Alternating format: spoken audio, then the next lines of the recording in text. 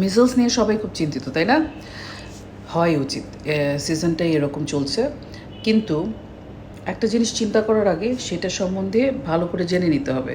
তারপরে চিন্তা করলে পরে এটার আউটকামটা ভালো হয়। কীরকম সেটা? সেটা হচ্ছে মিজলস এখন অনেক বেড়ে গেছে, অনেক বেশি। কারণ যেটি হোক, কয়েকদিন আগে আমি কিছু ভিডিও করেছি ফেস মাস্ক পরার জন্য, ফ্লু থেকে যাতে বাচ্চাগুলোকে বাঁচাতে পারি সেই কারণে, ক্রাউড অ্যাভয়েড করতে বলেছি। এই জিনিসগুলো কিন্তু একসাথে অনেকগুলো কাজ করবে। এই যে মিজেস নিয়ে আমরা এত চিন্তিত হচ্ছি, কিন্তু আসলে কি মিজেস প্রিভেনশনের জন্য আমরা কিছু করছি? আমাদের তরফ থেকে আমাদের স্টেপ কী? আমরা যদি সতর্ক থাকি তাহলে সামনে যত খারাপ সময় আসুক না কেন, আমরা ইউনাইটেড থাকলে, আমরা সতর্ক থাকলে আমাদের স্টেপসগুলো যদি অ্যাপ্রোপ্রিয়েট হয় তাহলে পরে কিন্তু ঝামেলা কম হবে, আমরা ভুগবো কম এবং তাড়াতাড়ি রিকভারির দিকে যাব। মিজলস ভ্যাকসিন কিন্তু সরকারি টিকার মধ্যে ইনক্লুডেড, কেমন? এবং আমি এর আগেও অনেকগুলো ভ্যাকসিনেশন ভিডিওতে বলেছি, ভ্যাকসিন কিন্তু 98 থেকে 99% কাভারেজ দিবে, but there is 1% lacking always. কোনো ভ্যাকসিন আপনাকে 100% কাভারেজ দিতে সক্ষম না। ভ্যাকসিন দিলেও রোগটা হওয়ার সম্ভাবনা আছে, কিন্তু ওই রকম গুরুতর হবে না। এইটা হচ্ছে পয়েন্ট। আপনার বাচ্চাকে ভ্যাকসিন দিচ্ছেন, তাহলে কি ভ্যাকসিন ফেলিওর হচ্ছে বা ভ্যাকসিন দেওয়া ঠিক হয়নি, আপনার কেন্দ্র ঠিক ছিল না, এই কথাগুলো উঠে আসছে। কারণ এগুলো আমরা ফেস করছি, এই প্রশ্নগুলো। এইগুলোর থেকে এটা বুঝতে হবে যে ভ্যাকসিনেশন দেওয়ার জন্য আপনার বাচ্চাটা হয়তো সেই ডেডলি পর্যায়ে যাচ্ছে না, আলহামদুলিল্লাহ, যেটা ওর এই ডিজিজটা করার কথা ছিল। যেটা প্রত্যেকটা ভ্যাকসিনের ক্ষেত্রে কিন্তু আমি বলি যে একটা ভ্যাকসিনের রোল হচ্ছে প্রোটেকশন দেওয়া, বাট কোনো ভ্যাকসিনের এইরকম অ্যাবিলিটি নাই যে 100% গ্যারেন্টিতে প্রোটেকশন দেবে। রোগটা হবে, কিন্তু এটা গুরুতরভাবে যাওয়ার আগেই বাচ্চাটা স্টেবল থাকবে, ওই রকম পর্যায়ে ভুগবে, বাট খারাপভাবে ভুগবে না। এটা পার্সন টু পার্সন ভ্যারিয়েশন হয়, শরীরের রোগ প্রতিরোধ ক্ষমতা কীরকম করে গড়ে উঠছে তার উপরে ডিপেন্ড করে, অ্যান্ড আরও কিছু ফ্যাক্টরসের উপরে, যেগুলো হচ্ছে দৈনন্দিন লাইফ রুটিনের উপরে ডিপেন্ড করে। এখন আসেন আজকের টপিকে। মিজেলস বাড়ছে, ট্রু, হ্যাঁ। ডাস্টের ডেন্সিটি হোক বা কোনোভাবে এক্সপোজার হোক, ভ্যাকসিন ফেলিওর হোক, কারণ যেটিই হোক, মিজেলস বাড়ছে। এই জন্য বাচ্চাগুলোকে, আমাদের যে নিউবর্ন বাচ্চাগুলো, তাদেরকে প্রোটেকশন দিতে হবে। তার জন্য জানতে হবে বেসিক কিছু আইডিয়া। কথা বলবো আজকে এই বিষয়ে।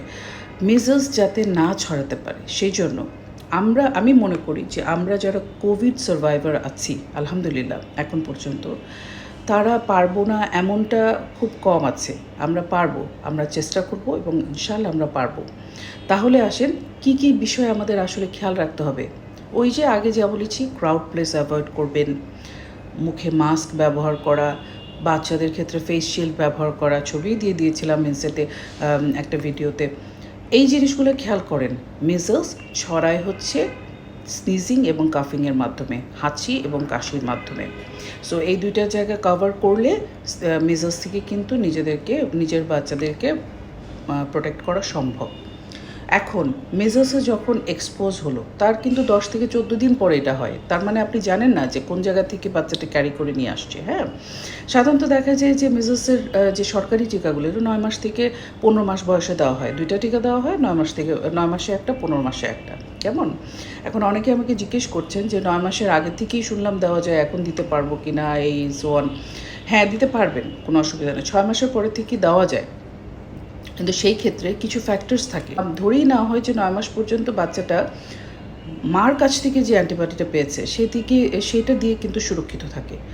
9 মাসের আগে যদি বাচ্চাকে মিজলসের টিকা দিতে হয়, তাহলে কিন্তু মার একটা টেস্ট করে দিতে হবে, এবং বাচ্চাটার শারীরিক গঠন, যে দরকারের অনেক নিচে তাদের ওজন, দরকারের অনেক নিচে তাদের লেন্থ, এবং হচ্ছে যারা ম্যাটার্নাল নিউট্রিশন এবং খাবার থেকে নিউট্রিশনটা কম পাচ্ছে, এইগুলো অনেকগুলো 4-5টা ফ্যাক্টরের উপর ডিপেন্ড করে নির্ধারণ করা হয় যে আসলে 6 মাসের পরে টিকা দেওয়া যাবে কি না।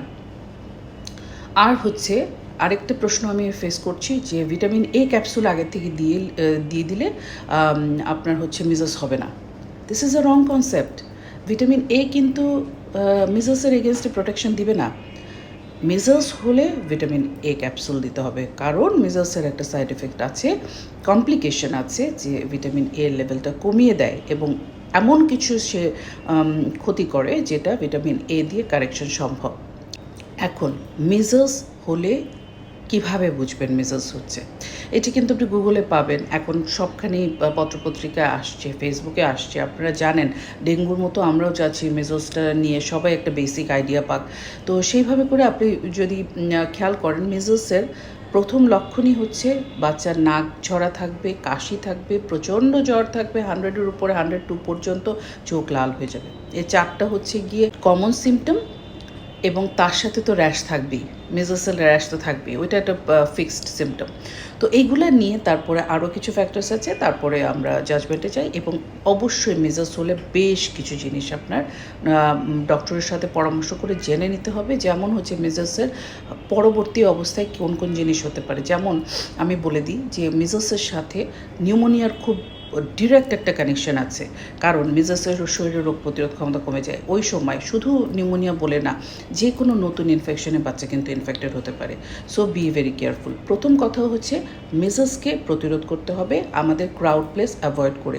তার জন্য যা করা দরকার অলরেডি আমি ডিসকাস করেছি, আজকেও খানিকটা বলে দিয়েছি।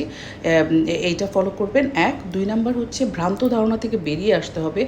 দানা উঠলেই, মশা কামড় দিলেই সেটা মেজোসের র্যাশ নাও হতে পারে। সেই ক্ষেত্রে ডক্টরের পরামর্শ অবশ্যই তাড়াতাড়ি করে নিতে হবে, এবং নিজেরাও মাস্ক ব্যবহার করবেন, বাচ্চাকেও ফেস শিল্ড ব্যবহার করবেন, বাচ্চাকে হাইড্রেশন ঠিক রাখবেন, এবং বাচ্চার খাওয়া দাওয়া পুষ্টি ঠিকমতো পাচ্ছে কিনা সেদিকে খেয়াল রাখবেন। আরেকটা হচ্ছে মেজোসের সিমটমসগুলো খেয়াল রাখবেন। যদি সেরকম কোনো সিমটম দেখে, অবশ্যই প্রথম কাজ হচ্ছে আপনার বাচ্চাটাকে অন্য বাচ্চা বা অন্য পাবলিক প্লেস থেকে আলাদা করে ফেলা, নিজের ঘরের ভিতরে কনসাইন্ড করে ফেলা, যাতে হচ্ছে ওই ঘর ওর মাধ্যমে অন্য কেউ এফেক্টেড না হয়। এটা আমাদের সামাজিক একটা দায়িত্ব, রাইট?